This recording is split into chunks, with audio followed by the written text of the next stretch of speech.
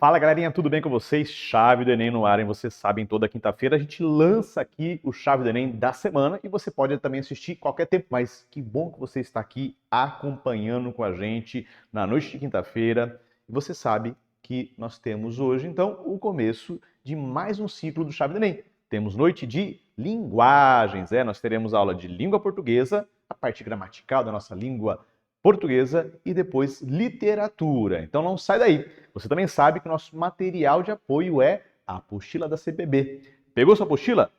Pega lá. O professor sempre vai dizer qual é a unidade trabalhada e você pode acompanhar. Pode também fazer um exercício da apostila, mas não se esquece que depois da live abre o simulado do conteúdo trabalhado aqui. E você também não pode se esquecer, hoje é dia de lembranças, hein? Que todo esse material está salvo na playlist Chave do Enem no canal Educação Adventista Brasil e você pode usar para estudar para a sua prova na escola, para o vestibular e para o Enem em qualquer tempo. E nós temos 4 anos de material salvo aqui, então tem muita coisa para você poder dar uma olhada, rever, estudar para o vestibular, para a sua prova. E então, boa noite, seja bem-vindo, pega a pipoca, senta aí, o suquinho também, porque está no ar Chave do Enem. E sem mais demoras, vem comigo, língua portuguesa e depois literatura, rodou a vinheta.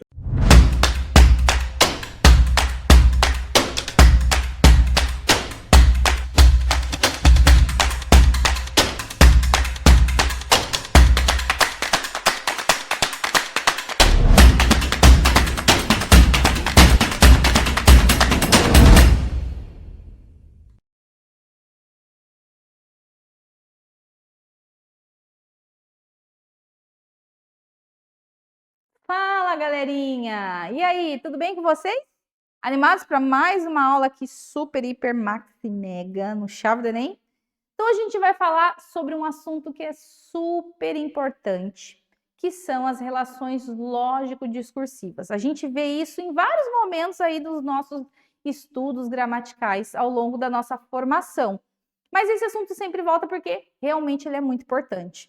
Não só para as provas, para as questões de língua portuguesa, que tem várias questões que abordam este conteúdo, mas também para a sua redação. E se você pensa em fazer o Enem, né, já que estamos aqui no Chave do Enem, vamos falar um pouquinho sobre isso. Tem uma competência no texto dissertativo e argumentativo que vai avaliar justamente o uso, e não só o uso, mas como você usa, se você faz esse uso bem, se as relações lógico, né, do discurso foram bem realizadas por meio desses conectivos, que é a competência 4, tá? Então, esse é um conteúdo, para você ver e rever e estudar bastante, porque ele vai ajudá-lo em muitas situações, tá bom?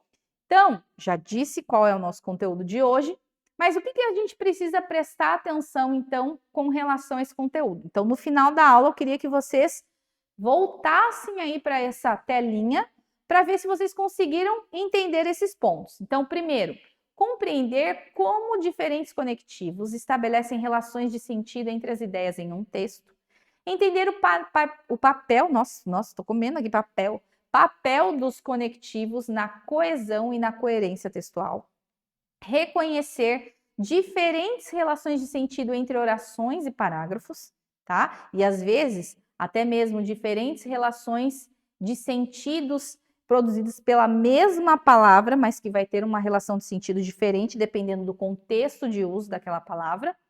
E produzir, obviamente, textos mais claros, coesos e articulados. Então, esse conteúdo, ele está relacionado intrinsecamente aí com coesão e coerência também, certo? Então, o que seriam essas relações lógico-discursivas? São as conexões de sentido que a gente estabelece entre as ideias de um texto, né? E, muitas vezes, essas palavrinhas, elas vão já orientar, como se eles tivessem uma pista logo no início da oração, do sentido que isso tem. Por exemplo, se a gente dissesse assim, estudei para a prova, mas, não preciso nem terminar a frase. Quando eu começo com esse mas, você já sabe que o que vem em seguida provavelmente vai contradizer o que foi dito anteriormente. Bom, se eu estudei, o que seria óbvio de acontecer? Qual seria a relação lógico mais o que nós esperávamos, né? Digamos assim, que você fosse bem. Mas quando tem um mas, você já sabe que alguma coisa não saiu como o desejado, tá? Então você vai ter uma ideia que vai se opor à oração anterior. Então, normalmente, se você prestar atenção a esses conectivos que vão estabelecer essas relações lógico-discursivas no texto, você já tem pistas do que vem em seguida ali na construção das orações, dos períodos, tá? Essas relações ou essas conjunções, vamos falar de um jeito diferente. Essas conjunções que podem estabelecer essas relações, elas podem expressar diversos tipos de sentidos, né? Oposição, adição, causa, consequência, proporção, conformidade e várias outras relações. A gente já vai ver todas elas, tá bom? Por que elas são importantes, então? Porque elas mantêm a coesão textual. Então, quando eu vou escrevendo um texto, eu vou acrescentando ideias, obviamente, né? E para eu ligar uma oração à outra, o que a gente usa para estabelecer essas relações de sentido? Justamente esses conectivos, essas conjunções, tá? São elas também que tornam o texto mais claro, se eu usar, né? Aí é importante, se eu usar o conectivo correto, né? Naquele contexto de sentido, e vão organizar o raciocínio do autor. Então, por isso que isso é importante. Então, vamos aos tipos? Então, o primeiro tipo que a gente vai ver de relação de sentido estabelecida é o de oposição. Então, eu vou ter ali um conectivo que vai contrastar ou contrapor ideias em relação a uma outra oração. Então, uma ideia desafia, corrige ou limita a outra. Normalmente, os conectivos mais comuns que a gente tem nesse tipo de relação é o mas, o porém, contudo, todavia, entretanto, no entanto, o embora. E aí, uma coisa importante, né? Vamos lá. O mas, porém, contudo, todavia, entretanto, no entanto, são conjunções que a gente chama de conjunções coordenativas de oposição. Mas nas orações subordinadas, a gente também tem as orações subordinativas, que dão ideia de concessão, que também são um tipo de oposição. O embora, por exemplo, é esse tipo de conjunção subordinativa, mas que também traz essa ideia, tá? E aí, normalmente, eu vou usar no início da oração, e aí eu mudo toda a estrutura da frase, quando a gente utiliza esse outro tipo de conectivo, que também traz a ideia de oposição, tá? Inclusive, a gente às vezes tem que fazer ajustes no uso do verbo para combinar. Embora goste, ó, eu estou usando um verbo no subjuntivo. Embora goste, não vou comer tal coisa, tá? Então, a estrutura desse tipo de oração, quando a gente usa essas conjunções que dão ideia de oposição, principalmente subordinativas, vai ser um pouco diferente das conjunções coordenativas, mas, porém, contudo, todavia e assim por diante, tá? Então, aqui a gente tem alguns exemplos, ó. Estava cansado, mas continuou trabalhando. Então, qual que era a ação esperada, né? Esperada seria parar, porque eu estava cansado. Mas eu agora vou trazer uma ideia oposta a essa. Eu continuei trabalhando, tá? Eu poderia ter colocado ali, estava cansado, porém continuei ou continuou trabalhando, certo? Então, o importante é que sempre que você, num texto, vamos pensar, num texto de forma geral, que você já usou ou precisa usar, continuar usando ideias de oposição para trazer algum tipo de argumentação. O ideal é que você use outros conectivos de oposição. Então, por isso que é importante você conhecer o máximo possível de relações lógico-discursivas que dão ideia de oposição, para que você vá trocando, né, ao longo da sua escrita. Uma hora você usa o mas, outra hora você usa o porém, outra hora você usa o contudo, outra hora você usa o embora. Só que quando você usar o embora, normalmente você vai usar o começo da oração, e aí a estrutura da oração e o tipo de oração que você vai desenvolver vai ser diferente, você vai ter uma oração subordinada, mas a ideia vai ser a mesma, tá?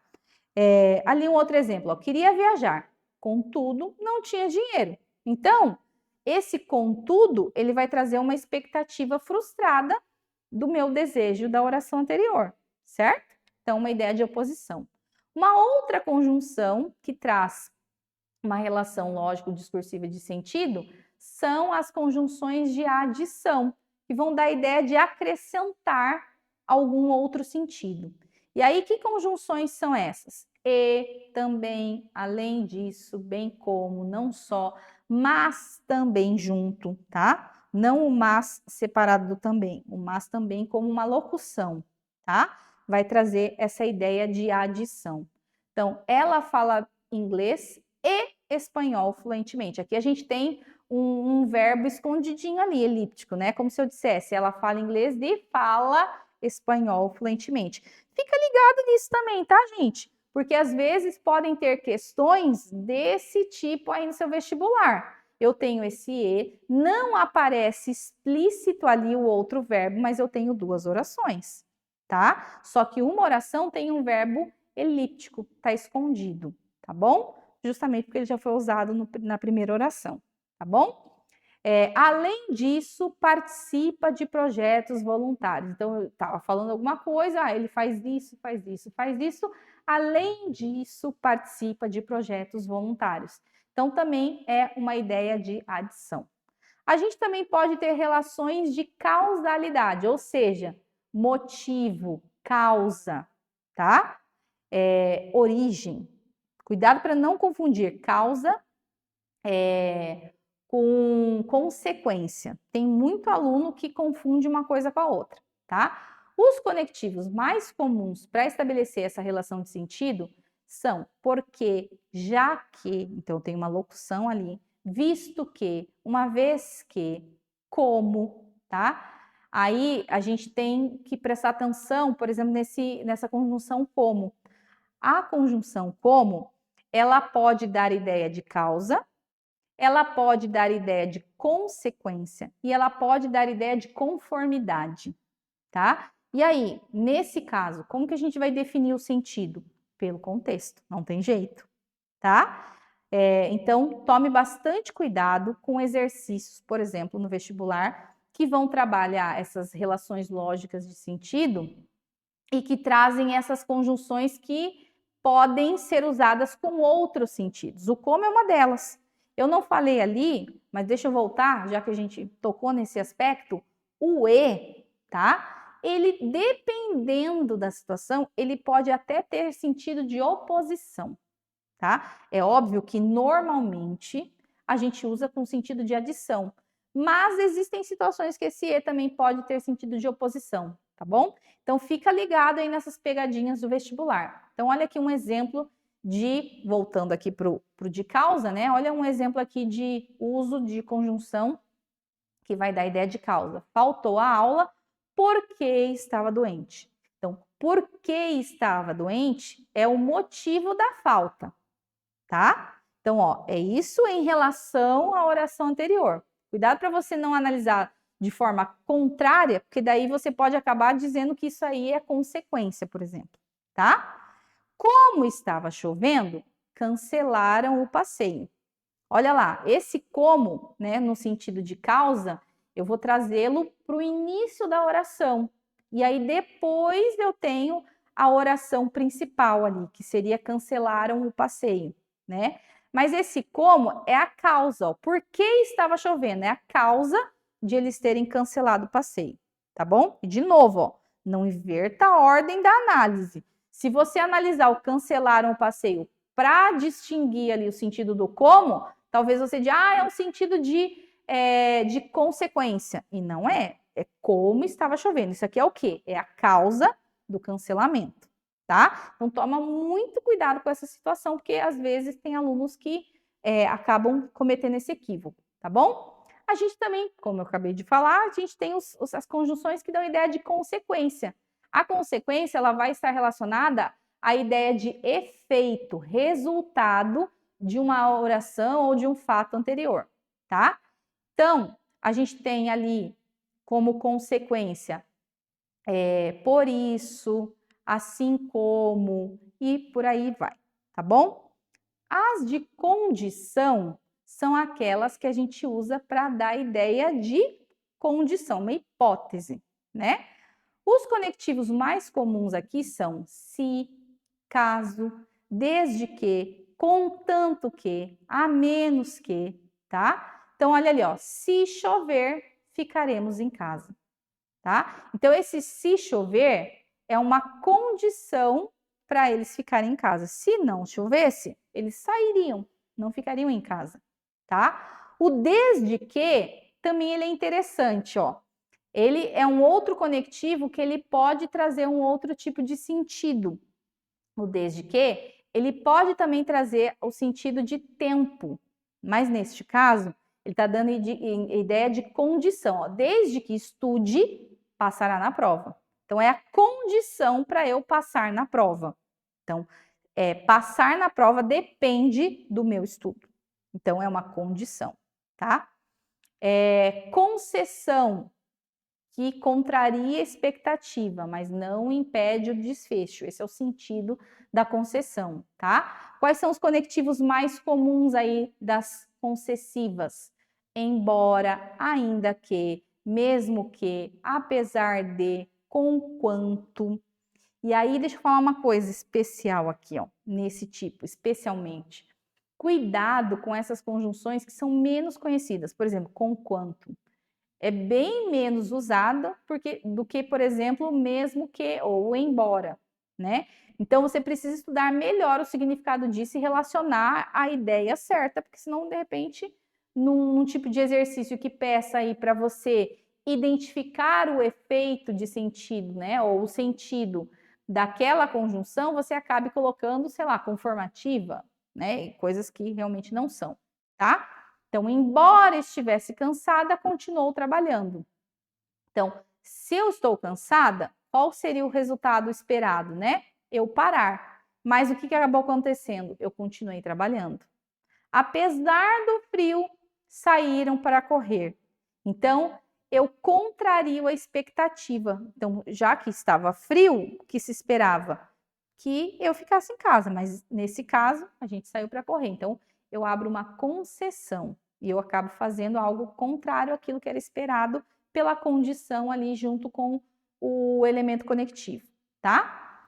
Aqui também a gente tem os elementos de comparação, que vão dar a ideia de semelhança ou diferença. Alguns conectivos aí de comparação, ó, o como aí de novo, ó. O como também pode ser comparativo, aquela hora eu esqueci de falar que ele também era comparativo. Assim como, tal qual, mais do que, menos que, são todos conectivos de comparação. Acho que os de comparação são fáceis, né? Só toma cuidado aí do como comparativo, ó. Ela dança como uma bailarina profissional, tá? Como se eu dissesse, ela dança assim como uma bailarina profissional. Então, esse como realmente tem sentido comparativo, tá bom? Conformidade é estar de acordo com uma fonte, uma referência. Então, a gente usa bastante isso no meio acadêmico. Quando você vai fazer lá o seu repertório no texto dissertativo ou argumentativo, conforme John Locke, segundo sei lá quem, né? Sempre você vai trazer um conectivo de conformidade. Então, olha eles aparecendo ali, ó, segundo, conforme, de acordo com, consoante, tá? Então, segundo o jornal, a temperatura vai cair. Então, nós temos ali a ideia de conformidade. Conforme a lei, isso é proibido. De novo, ideia de conformidade, tá bom? Então, grave também esses, porque a gente vai usar bastante aí no texto dissertativo e argumentativo. Não só ele, tá, gente? Mas esse especialmente quando a gente vai fazer ali os repertórios, tá? Temporalidade é uma outra relação lógico-discursiva que pode aparecer também na construção dos textos e, obviamente, vai indicar tempo entre os fatos e as ações. Os conectivos mais comuns ali, quando, enquanto, assim que, antes que, depois que, logo que, tá? Quando cheguei, ele já havia saído. Então, essa oração, quando cheguei, vai indicar a ordem cronológica do evento seguinte. tá? Enquanto cozinhava, assistia à TV. Então, ele vai dar a ideia de ações simultâneas em relação a outra oração, que seria assistir à TV, tá? Também a gente tem a relação de finalidade, que tem o sentido de objetivo, intenção, tá? Então, os conectivos aí mais comuns, para quê, a fim de quê, com o intuito de, com o propósito de, né? E uma outra dica legal aqui também para sua redação, ó. Lembra lá da proposta de intervenção que você tem que fazer no último parágrafo? Pois é. Proposta de intervenção, ela precisa apresentar 5 elementos, né? Agente, ação, modo, efeito e detalhamento. Sempre que você for falar do efeito, comece falando do efeito usando uma conjunção de finalidade. Para que tal coisa aconteça, para que tal problema seja sanado, a fim de que tal coisa aconteça. Porque assim você vai deixar evidente lá para o teu corretor que você está falando da finalidade, do efeito, tá? Então, pega essa dica e use-a no seu dia a dia, importantíssimo, tá bom? E terminamos agora de nós revisarmos aí todas essas relações lógico-discursivas, certo? Eu espero que você tenha aprendido bastante com essa aula, porque ela é bastante importante. Fique ligado naquelas conjunções que podem aparecer em mais de um tipo. Aí, nesse caso, você tem que entender bem o contexto, né? Por exemplo, a palavra como, né? Pode ser causal, pode ser conformativa, pode ser comparativa. E aí, depende do contexto para você dizer uma coisa ou outra. O e, muitas vezes a gente não se lembra disso, mas ele pode ser aditivo, que normalmente é o que acontece, mas ele, dependendo do uso, ele pode ser de oposição também, sentido adversativo. Você sabia disso? Pois é, aprendeu aqui no Chave do Enem, se não sabia. Coloque em prática, tá? Então, tome bastante cuidado. Ó, outro conectivo que eu me lembrei também que pode ter esse sentido. O mal. Mal normalmente é um advérbio, né? Pode ser também um substantivo. Mas eu posso dizer também, fazer o uso da palavra mal como temporal, como uma conjunção de tempo. Mal ele saiu, aconteceu tal coisa, tá? Então também pode ser usado como relação lógico-discursiva entre uma oração e outra. Beleza? Então fique esperto nesses pequenos detalhezinhos e ó, arrasa aí na sua prova. Espero que vocês tenham aproveitado bastante essa aula.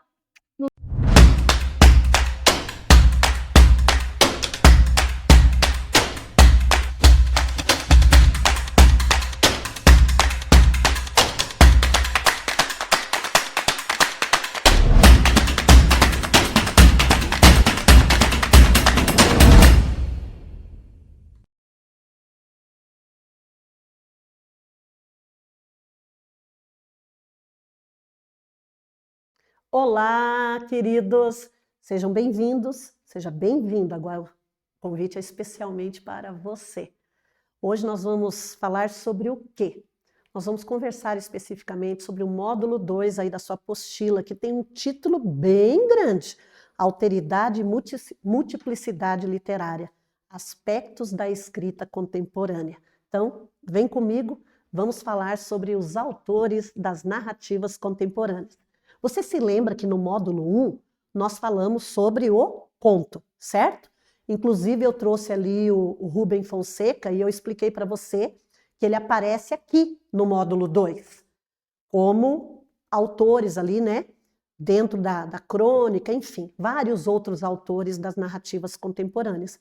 Mas o Rubem Fonseca é um grande contista, bastante cobrado nos vestibulares. E bom, vamos então nos ater aqui à crônica.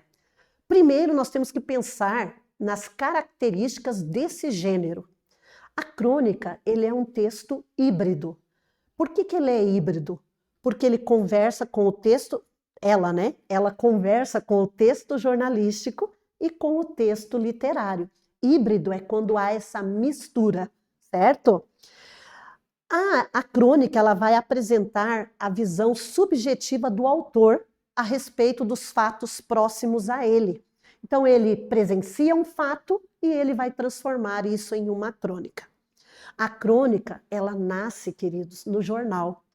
Boa parte dos autores cronistas vieram do jornal, vieram desse ambiente. Eles eram jornalistas, eram escritores ali dentro do jornal. O autor, então, o que ele faz? Ele pega o que há de mais simples no fato do cotidiano e explora nesse fato aquilo que é mais simples desse fato e ele torna o que é mais simples no que é importante. Então, ele transforma o que há de mais simples no que é importante, transformando em algo glorioso, tá? Quando a gente fala de crônica, tem dois grandes nomes que aparecem aí na sua apostila, nas páginas 77, na página 86. Nós temos Fernando Sabino. Fernando Sabino, ele nasceu em 1923 e faleceu em 2004. E ele foi romancista e também foi cronista, certo? E os romances escritos pelo Fernando Sabino, nós temos aí o Grande Mentecapto, que é um dos romances mais conhecidos dele, da sua autoria, apresentam questionamentos existenciais e monólogo interior. Monólogo interior é quando a personagem conversa consigo mesma, tá? As crônicas, elas são urbanas e bem-humoradas e tratam, às vezes, de forma lírica, da confusa e absurda realidade cotidiana. E ali nós temos as melhores crônicas de Fernando Sabino, essa obra desse autor que você está vendo aí, a foto com o rosto dele, certo? Bom, saindo de Fernando Sabino, a gente vai para esse outro cara aqui, super, super famoso, Luiz Fernando Veríssimo. Vocês viram por que a mistura, né? Fernando Sabino, Luiz Fernando Veríssimo. Gente, Luiz Fernando Veríssimo nasceu em 1936 e ainda está vivo. Olha que maravilha, ainda continua escrevendo aí para nós. O pessoal usa muito como referência que ele é filho do Érico Veríssimo, certo? E aí, pai escritor, né? Um grande escritor literário, nós já estudamos Érico Veríssimo aqui com Olhai os Lírios do Campo, certo? E aí a gente vai para Luiz Fernando Veríssimo, que é um grande cronista. Bom, e o Luiz Fernando Veríssimo eu trouxe aí para gostar de ler, e tem uma outra obra que você, meu aluno, estudante aí, tem que ler, Crônicas para se ler na escola, tá? Que são do Luiz Fernando Veríssimo. E aí, dentro das crônicas dele, a gente vai ver a ironia, vai ter um humor refinado, elementos do cotidiano brasileiro, vai ter uma crítica sociopolítica, uma linguagem objetiva, o cenário é urbano, então as narrativas, né, da crônica elas se passam dentro de um cenário urbano, dentro da cidade, tem um caráter satírico e também nós vamos encontrar outros tipos de narrativas, que são as narrativas policiais escritas pelo Luiz Fernando Veríssimo. E aí, O Nariz e Outras Crônicas. Eu quero falar um pouquinho com vocês sobre essa crônica, O Nariz, escrito pelo Luiz Fernando Veríssimo. Gente, a crônica retrata a narrativa de um dentista que, ótimo pai de família, ótimo esposo, excelente profissional, tem assim uma carteira enorme de clientes. Dentro do seu consultório tem a secretária. Então, assim, o cara tem um padrão de vida muito bom. E um certo dia, esse cara, o dentista, ele resolve usar um nariz de borracha. Sabe esse nariz que palhaço usa? O dentista resolveu usar o nariz desse nariz de borracha. Acordou pela manhã, colocou o nariz e foi tomar o café junto com a esposa e a filha. A esposa e a filha ficaram olhando, mas resolveram não perguntar nada, estranharam a atitude dele.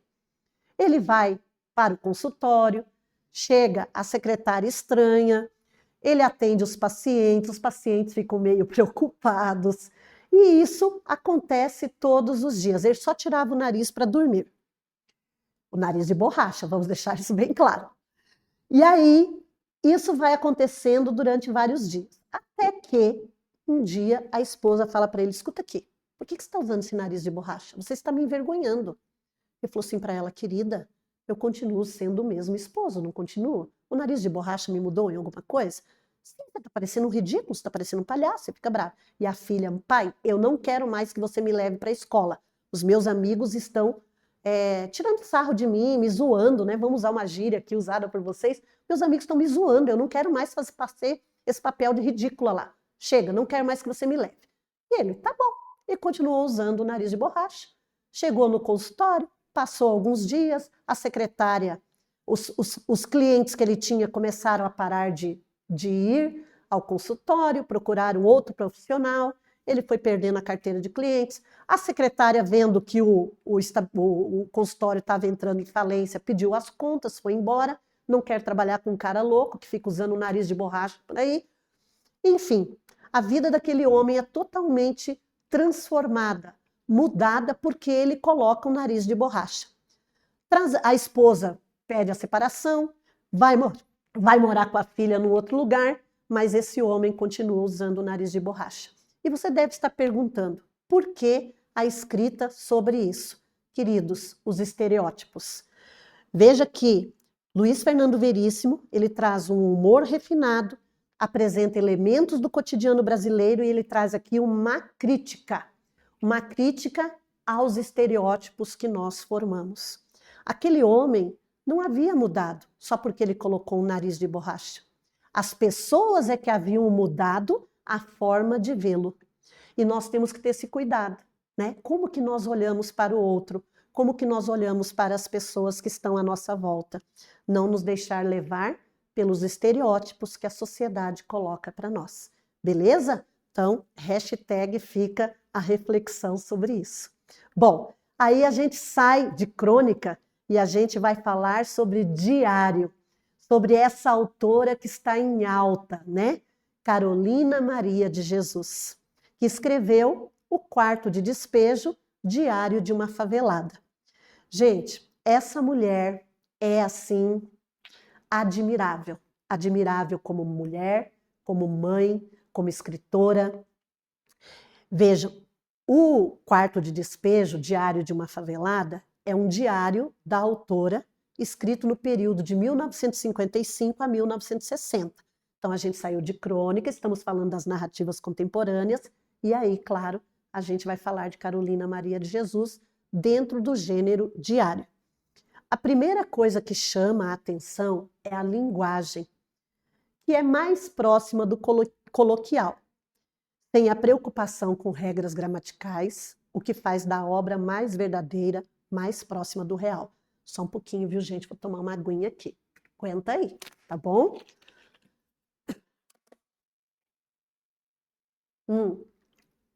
Aproveitando, já tomou sua água hoje?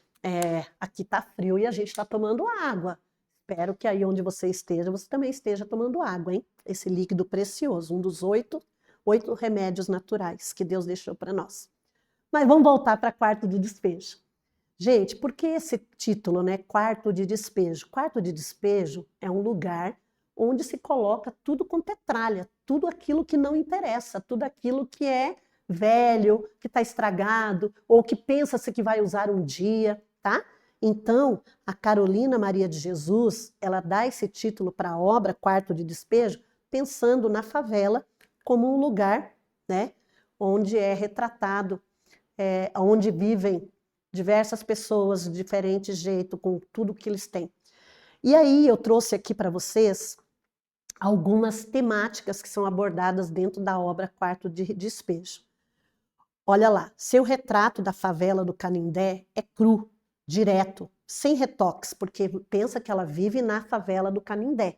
E durante 5 anos era a forma que ela tinha de desabafar, de colocar para fora tudo aquilo que ela estava vivenciando ali. Ela era uma catadora de papel, tinha 2 filhos para criar, tinha dia que eles não tinham o que comer, ela ia deitar com fome, as crianças com fome, preocupada se no dia seguinte ela ia conseguir latinhas, né, os metais, enfim, papel, tudo aquilo que poderia ser reciclável, para poder vender e conseguir dinheiro para comprar comida para pôr na mesa para as crianças. E quando a gente fala de comida, gente, é o básico do básico do básico, tá?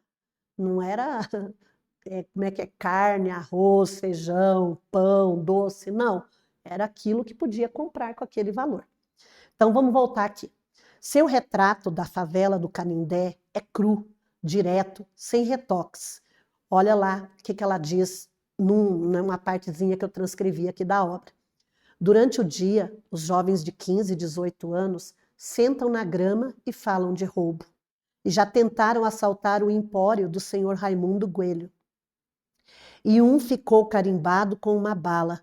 O assalto teve início, porque perceba que não tem acento, tá? Porque ela tinha pouca escolaridade. E empório ali também apareceu com acento, mas na obra está sem acento. O assalto teve início às 4 horas, ó, então as sem crase, né? Quando o dia clareou, as crianças catavam dinheiro na rua e no capinzal.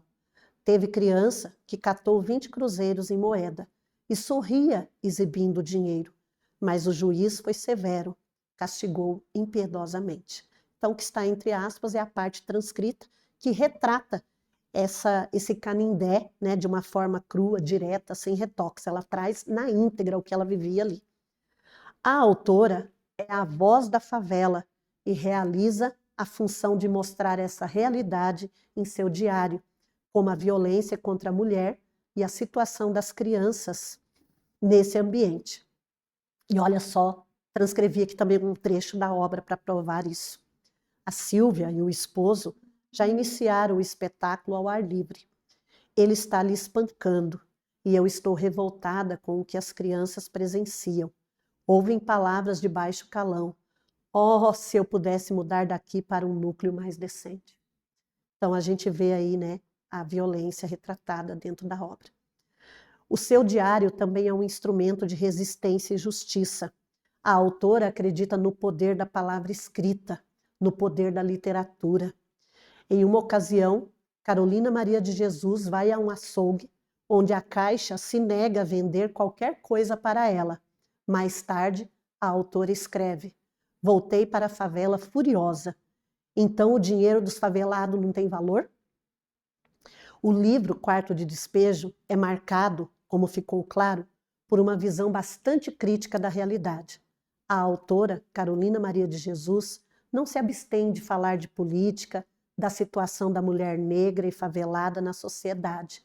Ela fala da fome também. A sua obra, além de literária, é uma declaração de amor à leitura e à escrita. Carrega forte carga política, de forma que não é possível separar uma perspectiva da outra. Assim, quando escreve que a favela é o quarto de despejo, a autora deixa claro a sua indignação diante da realidade em que vive. Então, fica aí a dica para você. Faça a leitura de Quarto de Despejo e das demais obras que a gente mencionou aqui.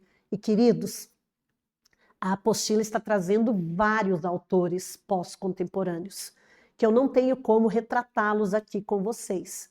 Mas nós temos aí Lia Luft, nós temos Rubem Alves, nós temos Moacir Scliar e tantos outros que agora não me vêm à memória.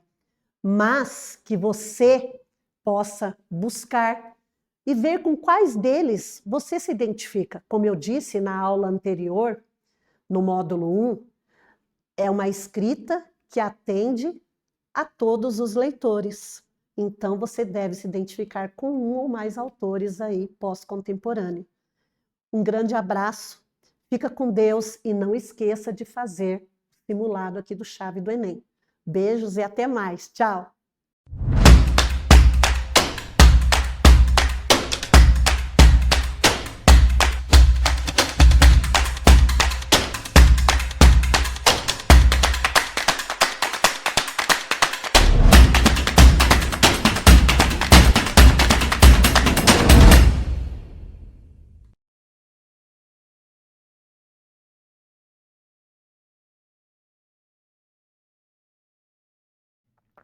Isso aí, galera. Tivemos a nossa linda e maravilhosa aula. E depois da live, você sabe que abre esse simulado de linguagens. E antes da live, fechou o simulado de humanas. Vamos corrigir? Então eu vou lá trocar de camiseta, nós voltamos aqui, corrigimos geografia, história. Lembrando que semana que vem estamos de volta com matemática, hein? Então, um forte abraço, não sai daí, eu vou e volto corrigindo exercícios, rodou a vinheta.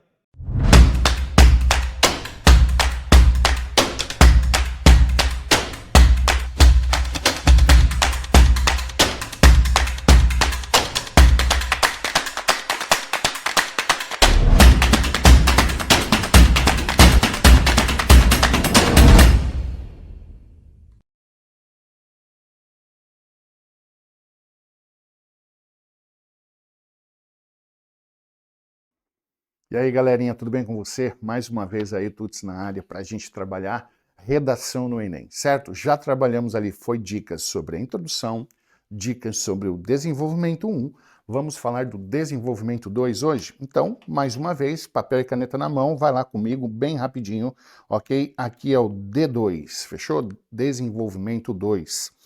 Vamos criar aqui 3 blocos, ok? 3 blocos, sendo que cada bloco desse nós vamos ligar com uma conjunção, tá? Então já vamos colocar aqui quais são as conjunções que nós vamos ligar. Esse bloco que está ligado lá ao D1, você vai colocar assim, ó, outro sim, ok? Outro sim, fechou? Vírgula. Como que eu ligo este bloco a este? Você vai colocar ademais, ok? Vírgula, fechou? Como que eu ligo esse último aqui? Ok, aqui você vai colocar assim, ó, logo, fechou? Beleza, temos as nossas conjunções e com isso você está garantindo então o teu critério 4 no Enem. O que eu faço no bloco 1, então, Tuts? A mesma coisa que você fez no bloco 2, quando você apresenta o argumento, só que aqui você faz, obviamente, aqui você faz a sua apresentação do argumento 2. Aqui você apresenta, ok? Aqui você apresenta o argumento 2, fechou? Então, não adianta você repetir o teu argumento. Lembra que eu falei na dica passada? É você explanar o teu argumento. Abra esse argumento. Não deixe que a pessoa pergunte algo sobre o teu argumento, certo? Você precisa dizer o que você quer dizer, fechou? Ok, você apresentou o teu argumento, tá bem legalzinho, tá tudo certinho. O que que você faz agora? Você colocou o ademais, vem o intertexto, intertexto, ok?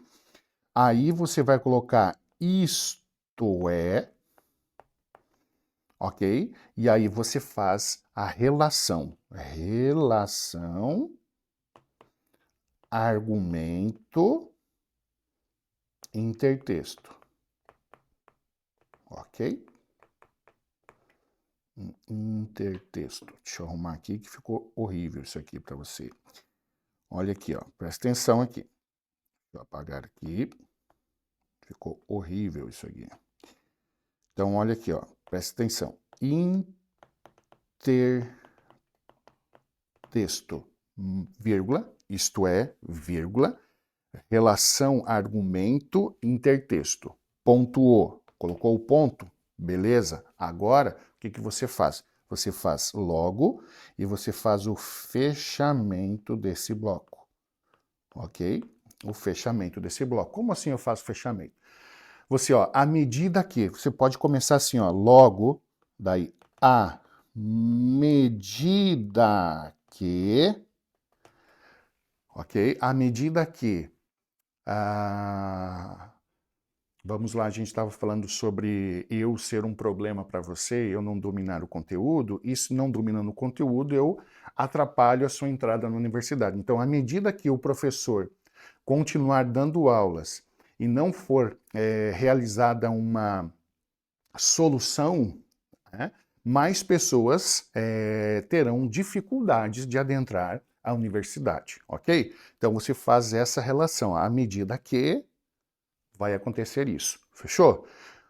É basicamente isso, cara. É muito parecido com o que você fez no bloco 1, no bloco 2, você faz no bloco 3, só que você faz em relação ao desenvolvimento 2. Ok?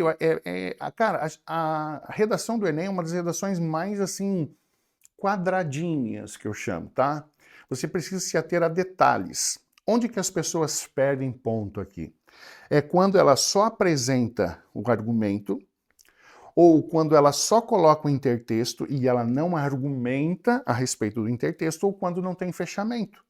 Então, estou te passando tudo que você tem que fazer, ainda mais as conjunções que você precisa, e ainda estou te dando a pontuação que você precisa colocar, que é a vírgula, ok? Então, você não esquece essas dicas. Fechou? Então, aqui, bloco 2, aqui é o bloco 3, você desenvolve o seu argumento 2, que é uma consequência, ok? E aí a gente fecha a chave de ouro de hoje. Não esquece, sempre consultar aí as suas anotações e prestar muita atenção no tema, no seu argumento 1, no seu argumento 2. Fechou? Tô contigo.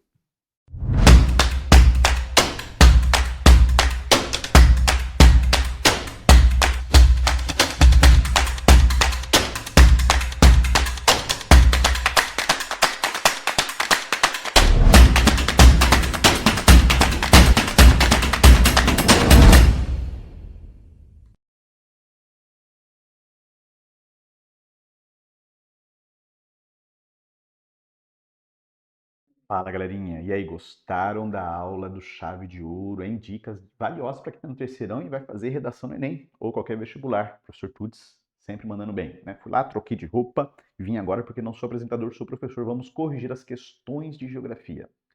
Muito bem, primeira questão traz ali um esquema e aponta para o 1. O que tem ali? Mínimo revolvimento de solo, ou seja, não mexer tanto no solo, rotação de culturas, trocar as culturas constantemente e cobertura permanente do solo, não deixar o solo exposto. Isso é plantio direto, né, que reduz a erosão, mantém a umidade e a fertilidade, aumentando a produtividade no campo. É uma prática considerada moderna. Segunda questão, falamos sobre OGMs, né? Então está trazendo inclusive exemplo lá da Burkina Faso, né? A gente podia aplicar isso ao Brasil, pode, que é isso aplicado ao Brasil. OGMs, transgênicos, né? Então está falando ali que em Burkina Faso nós temos, né, produção de algodão e vem sendo contaminado por organismos geneticamente modificados. As empresas que produzem OGMs são empresas de biotecnologia.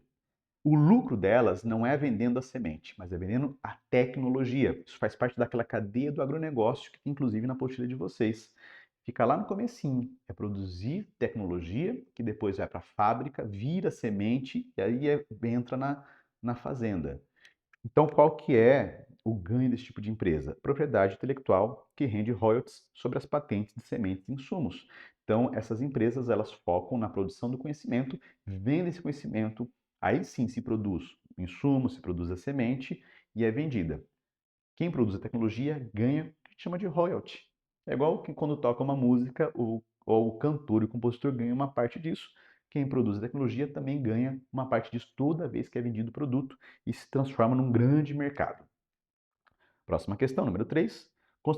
Considerando as transformações no espaço agrário brasileiro, é correto afirmar que a mecanização da agricultura proporcionou maior participação do agronegócio na economia nacional. Olha só. Mas não basta isso. Isso foi lá na década de 70, 80 e 90.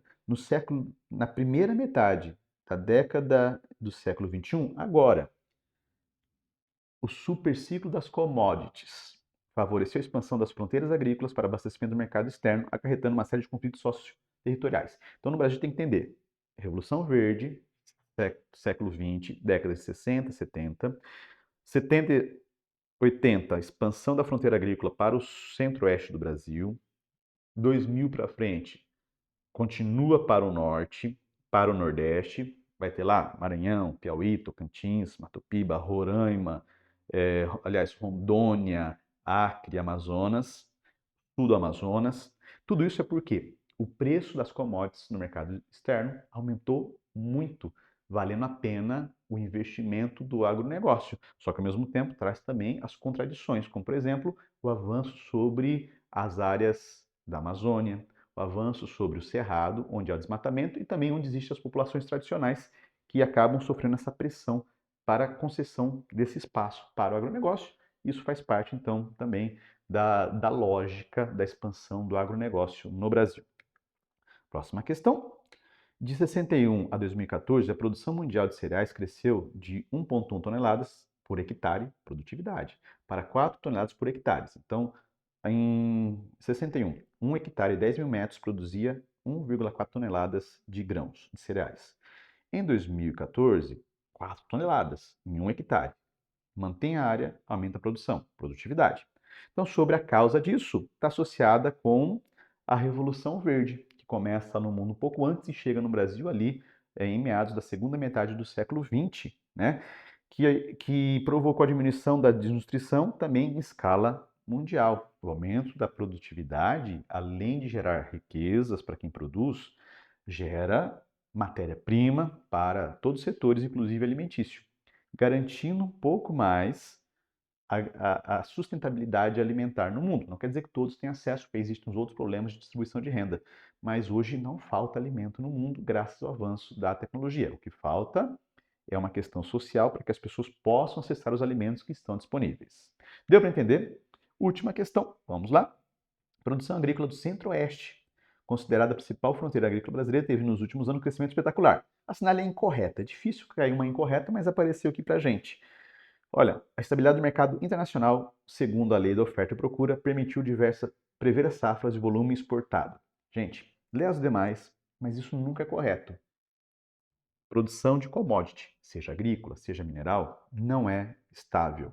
O mercado nunca é estável. Depende da dinâmica dos países fora. Então, se a economia da Europa cresce, a procura de commodity cresce. Legal. Mas se dá uma resfriada, diminui. Se a produção nos Estados Unidos aumenta um pouco, a procura por commodity no Brasil diminui. Então, nunca é um mercado estável. Quem trabalha nessa área nunca tem estabilidade. Portanto, é incorreto dizer isso.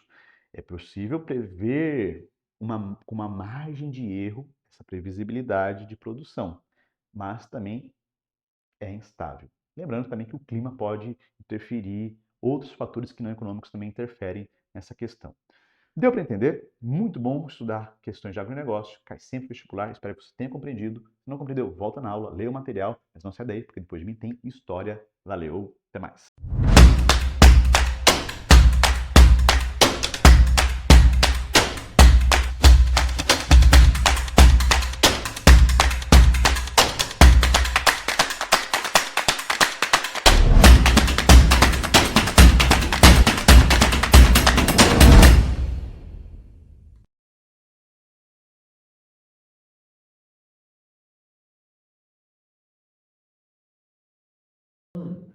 E aí, galerinha, vamos agora passar para os exercícios. Espero que vocês tenham tido êxito. Vamos lá. Getúlio Vargas. Considerando o período de quase uma década entre o suicídio de Getúlio Vargas, de 54, ao golpe militar que instaurou a última ditadura no Brasil, em 64, assinale a afirmativa verdadeira. Olha só, o suicídio de Vargas marcou o fim de uma influência da política nacional, pois nenhum de seus herdeiros políticos conseguiu algum sucesso eleitoral.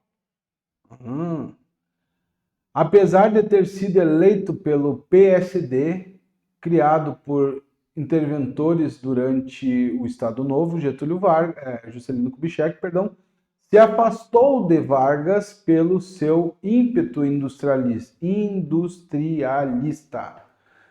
A morte de Vargas repercutiu politicamente no Brasil por muito tempo, pois seus herdeiros políticos estiveram sempre na cena política nacional. Vamos para essa daí, né? É isso aí. Eu falei que o Jango depois, né? E até hoje, gurizada, quando o pessoal quer falar de trabalhismo no Brasil, sempre volta o nome de Vargas, tá? Então essa daí é uma questão interessante, eu gostei dessa questão aqui.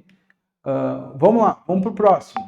No tópico mais importante, Getúlio Vargas acompanhou a maioria liderada por Washington na resolução que equiparou o eventual controle de um país das Américas por um regime comunista a uma ameaça a todos os países das Américas. 2 meses antes do suicídio de Vargas, em dia 24 de agosto de 54, o Brasil apoiou a invasão contra o governo esquerdista da Guatemala, numa operação montada pelo governo americano e sustentou no Conselho de Segurança da ONU a posição dos Estados Unidos. A diretriz das relações exteriores do governo Vargas, 51 a 54, nas Américas, garantiu o apoio de organizações políticas nacionais conservadoras à sua política trabalhista. B. Resultava do reconhecimento pelo governo norte-americano do protagonismo do Brasil na América Latina. C. Ocorria em uma conjuntura internacional tensa, caracterizada pela divisão do país entre superpotências nucleares. D. Ajustava-se ao discurso governamental de união necessária dos países do terceiro mundo contra a exploração colonial. E E. Revelava a neutralidade do Brasil frente às disputas dos países industrializados pelos mercados da América do Sul. Claro que essa daqui não dá, né? Porque o texto falava o contrário. Ocorreu, então, em uma conjuntura internacional tensa, caracterizada pela divisão dos países entre superpotências nucleares, certo? E aí entra a questão do comunismo ali, a relação com os Estados Unidos dentro de uma perspectiva da Guerra Fria, certo? Vamos lá. O sociólogo, jurista e escritor Hélio Jaguaribe morreu neste domingo no Rio de Janeiro, aos 95 anos. Um dos expoentes do pensamento brasileiro ao longo do século XX, foi um dos grandes intérpretes do nosso país. Estudou o Brasil para transformá-lo o que era uma das propostas do ISEB, Instituto Superior de Estudos Brasileiros.